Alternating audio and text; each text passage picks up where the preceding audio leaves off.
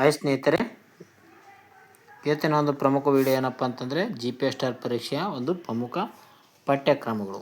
ಅಂದರೆ ಈ ಒಂದು GPSR ಪರೀಕ್ಷೆಗೆ ಯಾವ್ಯಾವ ಒಂದು ಪುಸ್ತಕಗಳು, ಜೊತೆಗೆ GPSRನ ಯಾವ ರೀತಿಯಾಗಿ ಪರೀಕ್ಷೆ ಇರುತ್ತಂತ ನೋಡಿಕೊಳ್ಳೋಣ. ಓಕೆ, ಜೊತೆಗೆ ಯಾವ ರೀತಿಯಾಗಿ ಇದಕ್ಕೆ ಓದಬೇಕಂತ ಕೂಡ ಇದೆ ನೋಡಿ ಸ್ನೇಹಿತರೆ.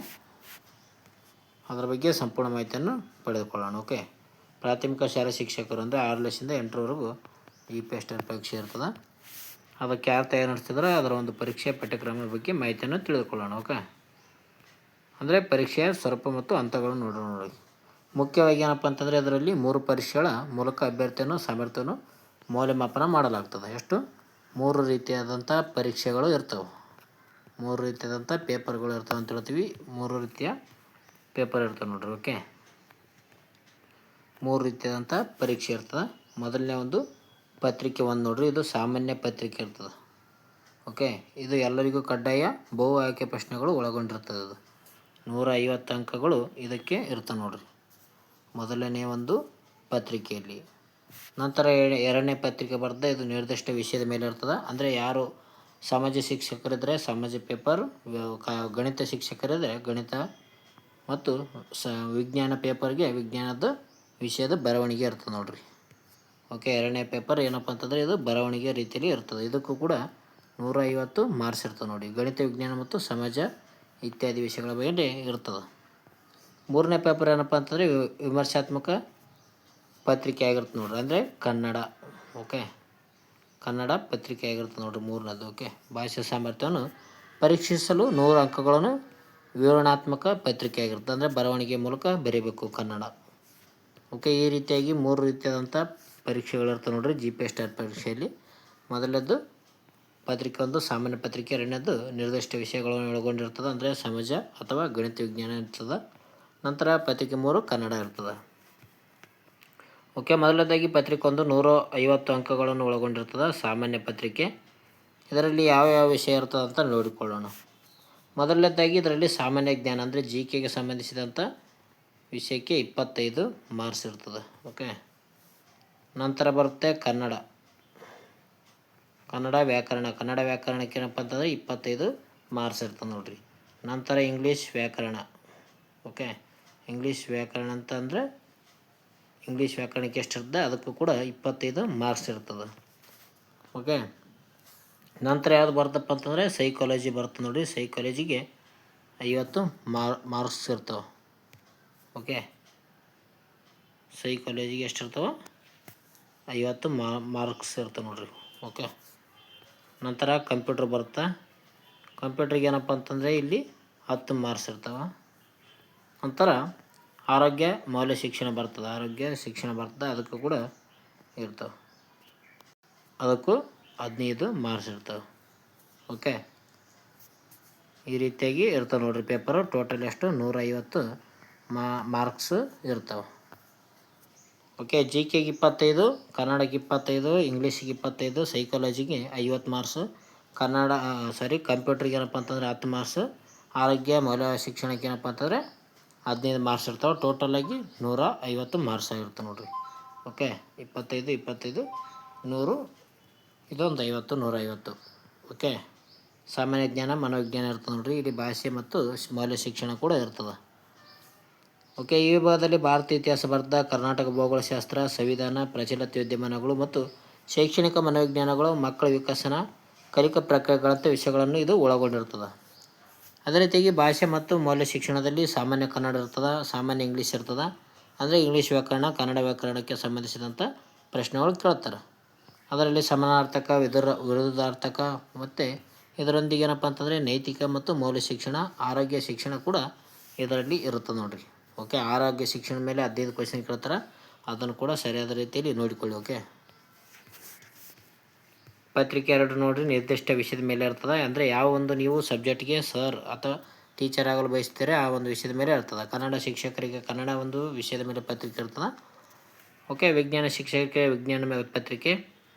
ಅದೇ ರೀತಿಯಾಗಿ ಗಣಿತ ಶಿಕ್ಷಕರಿಗೆ ಗಣಿತ ಇರ್ತದೆ ನೋಡಿರಿ ಪತ್ರಿಕೆ. ಓಕೆ, ಗಣಿತ ವಿಜ್ಞಾನ ಮತ್ತು ಸಮಾಜ ವಿಜ್ಞಾನ, ಇಲ್ಲಿ ಜೀವವಿಜ್ಞಾನ, ಈ ಒಂದು ಪತ್ರಿಕೆ ಒಂದು ವಿಷಯಕ್ಕೆ ಸಂಬಂಧಿಸಿದಂಥ ಪತ್ರಿಕೆ ಇರ್ತದೆ. ಇದು ವಿವರಣಾತ್ಮಕ ಇರ್ತದೆ.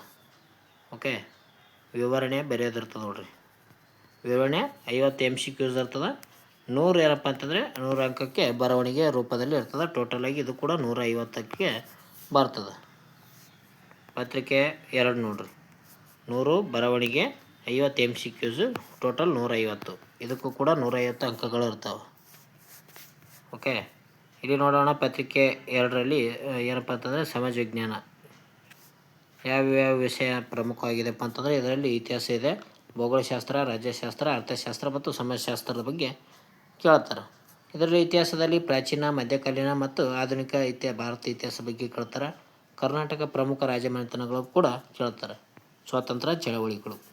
ಭೂಗೋಳಶಾಸ್ತ್ರದಲ್ಲಿ ಸಾವಯವ ಭೂಮಿಯ ರಚನೆ, ಭಾರತ ಮತ್ತು ಕರ್ನಾಟಕ ಪ್ರಾಕೃತಿಕ ವಿಭಾಗಗಳು, ನದಿಗಳು, ಹವಾಮಾನದ ಬಗ್ಗೆ ಕೇಳ್ತಾರೆ. ಜೊತೆಗೆ ಮಣ್ಣಾಗಿರ್ಬೋದು, ಓಕೆ, ಮೋಡ, ಈ ರೀತಿಯಾದಂಥ ಹಲವಾರು ವಿಷಯಗಳ ಬಗ್ಗೆ ಕೇಳ್ತಾರೆ. ನಂತರ ರಾಜ್ಯಶಾಸ್ತ್ರ. ಇದರಲ್ಲಿ ಭಾರತ ಸಂವಿಧಾನ, ಮೂಲಭೂತ ಹಕ್ಕುಗಳು, ಕರ್ತವ್ಯಗಳು, ಕೇಂದ್ರ ಮತ್ತು ರಾಜ್ಯ ಸರ್ಕಾರಗಳ ರಚನೆ ಯಾವ ರೀತಿಯಾಗಿದೆ ಅಂತ ಕೇಳ್ತಾರೆ. ಬರವಣಿಗೆ ಮೂಲಕ ಏನಪ್ಪ ಅಂತಂದರೆ ಪಾಯಿಂಟ್ ಮಾಡಿ ಬರಿಬೇಕಾಗುತ್ತೆ. ಓಕೆ, 2 ಮಾರ್ಕ್ಸಿಗೆ, 3 ಮಾರ್ಕ್ಸಿಗೆ ಈ ರೀತಿಯಾದಂಥ ಪ್ರಶ್ನೆಗಳು ಕೇಳ್ತಾರೆ ನೋಡಿ. 3 ಮಾರ್ಕ್ಸು, 2 ಮಾರ್ಕ್ಸು, 5 ಮಾರ್ಕ್ಸ್. ಓಕೆ, ಅರ್ಥಶಾಸ್ತ್ರ ಮತ್ತು ಸಮಾಜಶಾಸ್ತ್ರದಲ್ಲಿ ರಾಷ್ಟ್ರೀಯ ವರಮಾನ, ಪಂಚವಾರ್ಷಿಕ ಯೋಜನೆಗಳು, ಸಮಾಜ ಸುಧಾರಕರು ಮತ್ತು ಅವರ ಕೊಡುಗೆಗಳ ಬಗ್ಗೆ ಕೂಡ ಕೇಳ್ತಾರೆ ನೋಡ್ರಿ. ಅದೇ ರೀತಿಯಾಗಿ ಪತ್ರಿಕೆ 2ನಲ್ಲಿ ಗಣಿತ ವಿಜ್ಞಾನಕ್ಕೆ ಸಂಬಂಧಿಸಿದಂಥ ವಿಷಯಗಳಲ್ಲಿ ಗಣಿತ, ಭೌತಶಾಸ್ತ್ರ ವಿಷಯಕ್ಕೆ ಸಂಬಂಧಿಸಿದಂಥ ಭೌತಶಾಸ್ತ್ರ ಮತ್ತು ರಾಸಾಯನಿಕ ಶಾಸ್ತ್ರ ಅಂತ ಬರ್ತವೆ ಪೇಪರು. ಗಣಿತದಲ್ಲಿ ಏನಪ್ಪ ಅಂತಂದರೆ ಸಂಖ್ಯಾ ಪದ್ಧತಿ, ಭಿನ್ನರಾಶಿಗಳು, ಅನುಪಾತ, ಶೇಕಡಾವಾರು, ಬೀಜಗಣಿತ ಮತ್ತು ರೇಖಾಗಣಿತ, ತ್ರಿಕೋನಮಿತಿ, ಮೂಲಭೂತ ಅಂಶಗಳನ್ನು ಕೇಳ್ತಾರೆ ಇಲ್ಲಿ. ಅದೇ ರೀತಿಯಾಗಿ ಭೌತಶಾಸ್ತ್ರ ಫಿಸಿಕ್ಸ್ನಲ್ಲಿ ಬೆಳಕು, ಶಬ್ದ, ಚಲನೆ, ಬಲ ಮತ್ತು ಒತ್ತಡ, ಉಷ್ಣ, ವಿದ್ಯುತ್ ಶಕ್ತಿ ಮತ್ತು ಕಾಂತೀಯತೆ ಬಗ್ಗೆ ಬರವಣಿಗೆ ರೂಪದಲ್ಲಿ ಮತ್ತು 50 MCQs ಇರ್ತವೆ ನೋಡಿರಿ. ಇದು ಕೂಡ 150 ಇರ್ತದೆ. ಪೇಪರ್ 2 ಕೂಡ 150 ಮಾರ್ಕ್ಸಿಗೆ ಇರ್ತದೆ ನೋಡಿರಿ. ರಾಸಾಯನಶಾಸ್ತ್ರದಲ್ಲಿ ದ್ರವಗಳ ಗುಣಲಕ್ಷಣಗಳು, ಪರಮಾಣು ರಚನೆ, ಲೋಹಗಳು ಮತ್ತು ಅಲೋಹಗಳು, ಆಮ್ಲಗಳು ಮತ್ತು ಪ್ರತ್ಯಾಮ್ಲಗಳು ಮತ್ತು ಲವಣಗಳ ಬಗ್ಗೆ ಕೇಳ್ತಾರೆ. ಇದು ಪತ್ರಿಕೆ 2 ಆಗಿತ್ತು ನೋಡಿ. ನಂತರ ಬರುತ್ತೆ ಪತ್ರಿಕೆ 3. ಇದೇನಪ್ಪ ಅಂತಂದರೆ ಕಡ್ಡಾಯವಾಗಿ ಕನ್ನಡದ ಇರ್ತದೆ ನೋಡಿರಿ. ಕನ್ನಡ, ಓಕೆ, ಇಂಗ್ಲೀಷ್ ಟೀಚರಿಗೆ ಬರೋದಿಲ್ಲ, ಬರೀ ಕನ್ನಡ. ಇಂಗ್ಲೀಷ್ ಟೀಚರ್ ಬಿಟ್ಟು ಬೇರೆ ಎಲ್ಲ ಒಂದು ಇಂಗ್ಲೀಷ್ ಸಬ್ಜೆಕ್ಟ್ ಬಿಟ್ಟು ಬೇರೆ ಎಲ್ಲ ಒಂದು ವಿಷಯಕ್ಕೂ ಕೂಡ ಕನ್ನಡ ಪೇಪರ್ ಇರ್ತದೆ. ಓಕೆ, ಪತ್ರಿಕೆ 3 ಬರೀಲೇಬೇಕಾಗಿರುತ್ತೆ ನೋಡಿರಿ. ಇದು ಕೂಡ 100 ಅಂಕಗಳಿಗೆ ಇರ್ತದೆ. ಓಕೆ, ಈ ಒಂದು ಪತ್ರಿಕೆ ಒಟ್ಟು 100 ಅಂಕಗಳನ್ನು ಹೊಂದಿರ್ತದೆ. ಅಭ್ಯರ್ಥಿ ಏನಪ್ಪ ಅಂತಂದರೆ ಭಾಷಾ ಕೌಶಲ್ಯಗಳನ್ನು ಅಳೆಯುವಂಥ ಗುರಿಯನ್ನು ಇದು ಹೊಂದಿರ್ತದೆ. ಇದರಲ್ಲಿ ಏನಪ್ಪ ಅಂತಂದರೆ ಪ್ರಬಂಧ ರಚನೆ ಮಾಡೋದಿರ್ತದೆ. ಓಕೆ, ಅದೇ ರೀತಿಯಾಗಿ ಪತ್ರಲೇಖನ ಅಂದರೆ ನಿಮ್ಮ ಒಂದು ಶಾಲೆಗಾಗಿರ್ಬೋದು, ಊರಿಗಾಗಿರ್ಬೋದು, ನಿಮ್ಮ ಒಂದು ಪಂಚಾಯತಿಗೆ ಯಾವ ರೀತಿಯಾಗಿ ಗ್ರಾಮ ಪಂಚಾಯತಿಯಲ್ಲಿ ಪತ್ರ ಬರೆಯೋದಿರ್ತದೆ, ಈ ರೀತಿಯಾಗಿ ಪತ್ರಲೇಖನ ಕೂಡ ಇರ್ತದೆ ನೋಡಿರಿ. ಅದೇ ರೀತಿಯಾಗಿ ಸಂಕ್ಷಿಪ್ತ ಬರಹ ಮತ್ತು ಭಾಷಾಂತರ ಮಾಡೋದು ಕೂಡ ಇರ್ತದೆ. ಅಂದರೆ ಇಂಗ್ಲೀಷ್ನಿಂದ ಕನ್ನಡಕ್ಕೆ ಮತ್ತು ಕನ್ನಡದಿಂದ ಇಂಗ್ಲೀಷ್ಗೆ ವಾಕ್ಯಗಳನ್ನು ಅನುವಾದ ಒಳಗೊಂಡಿರ್ತದೆ ಅಂತ ಹೇಳ್ತೀವಿ. ಇದು ಕೂಡ 100 ಮಾರ್ಕ್ಸ್ಗೆ ಇರ್ತದೆ ನೋಡಿರಿ.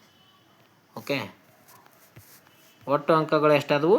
400 ಅಂಕಗಳು ಆದವು. ಓಕೆ, ಒಟ್ಟು ಗರಿಷ್ಠ ಅಂಕಗಳೆಷ್ಟು? 400. ಅಂದರೆ ಮೊದಲನೇ ಪೇಪರು 150, ಎರಡನೇ ಪೇಪರು ಏನಪ್ಪ ಅಂತಂದರೆ 150, ಮೂರನೇ ಪೇಪರು 100. ಟೋಟಲ್ ಎಷ್ಟಾದವು? 400 ಅಂಕಗಳನ್ನು ನಾವು ಪಡೆಯಬೇಕಾಗಿರ್ತದೆ. 400 ಅಂಕಕ್ಕೆ ಏನಪ್ಪ ಅಂತಂದರೆ ಅಂತಿಮ ಮೆರಿಟ್ ಪಟ್ಟಿ ಇರ್ತದೆ ನೋಡಿರಿ. GPA ಪರೀಕ್ಷೆಯಲ್ಲಿ ಏನಪ್ಪ ಅಂತಂದರೆ ಅಂತಿಮ ಪಟ್ಟಿ ಆಯ್ಕೆಯು ಅಭ್ಯರ್ಥಿಗಳ 3 ಪತ್ರಿಕೆಗಳಲ್ಲಿ ಗಳಿಸಿದಂಥ ಒಟ್ಟು ಅಂಕಗಳ ಆಧರಿಸಿರ್ತದೆ. ಈ ಒಂದು 400 ಅಂಕಗಳಲ್ಲಿ ಏನಪ್ಪ ಅಂತಂದರೆ ನೀವು 300ಕ್ಕಿಂತ ಅಧಿಕವಾಗಿ ಅಂಕಗಳನ್ನು ಪಡೆದುಕೊಳ್ಳಬೇಕು. ಆವಾಗ ಏನಪ್ಪ ಅಂತಂದರೆ ಮೆರಿಟ್ ಲಿಸ್ಟ್ನಲ್ಲಿ ಹೆಸರಿರಲು ಸಾಧ್ಯವಾಗುತ್ತೆ ನೋಡಿರಿ. ಓಕೆ, ಇದ್ರ ಜೊತೆಗೆ ಏನು ಮಾಡ್ತಾರಪ್ಪ ಅಂತಂದರೆ TETಯಲ್ಲಿ ಪಡೆದಂಥ ಅಂಕಗಳನ್ನು ಎಣಿಸ್ತಾರೆ. ಜೊತೆಗೆ B.Ed ನೀವು ಮತ್ತು ಡಿಗ್ರಿ ಅವುಗಳನ್ನು ಕೂಡ ಅಂಕಗಳನ್ನು ಗಣನೆಗೆ ತೆಗೆದುಕೊಳ್ಳುತ್ತಾರೆ ನೋಡಿರಿ. ಓಕೆ, B.Ed D.Ed ಅಂಕಗಳನ್ನು ನಿಗದಿ ಅನುಪಾತದಲ್ಲಿ ಪರಿಗಣಿಸಲಾಗುತ್ತದೆ. ಈಗ B.Ed ಏನಪ್ಪ ಅಂತಂದರೆ 2% ಏನೋ ಇದೆ ಅಂತ ಅನ್ಕೊತೀನಿ. ಓಕೆ, ಮೊನ್ನೆ ಚೇಂಜ್ ಮಾಡಿದ್ದಾರೆ.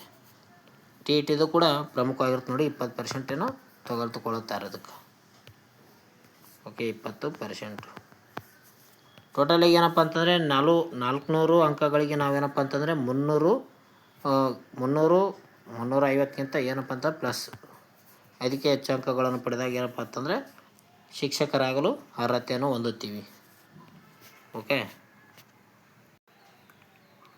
ಅಂತಿಮ ಪಟ್ಟಿ ಮೆರಿಟ್ ಲಿಸ್ಟಲ್ಲಿ ಇರ್ತದೆ ನೋಡಿರಿ. ಪರೀಕ್ಷೆ ತಯಾರಿಗಾಗಿ ಪ್ರಮುಖ ಸಲಹೆಗಳಿರ್ತವೆ ನೋಡಿರಿ. ಈ ಸಲಹೆ ನೋಡೋಣ. ಅಂದರೆ ಪರೀಕ್ಷೆ ಯಾವ ರೀತಿಯಾಗಿ ತಯಾರಿ ನಡೆಸಬೇಕು.